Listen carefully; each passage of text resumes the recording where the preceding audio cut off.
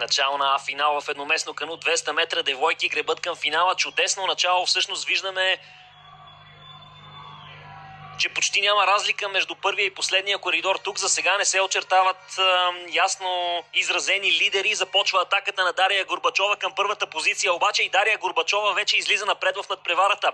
Тя е следвана от Мария Попичук. Така две международни неутрални състезателки държат първите две места. Трета позиция в момента за Рюби Мю от Канада. Бронзовия медал в дисциплината за индивидуалната неутрална състезателка Дария Горбачова. The bronze medalist is athlete individual neutral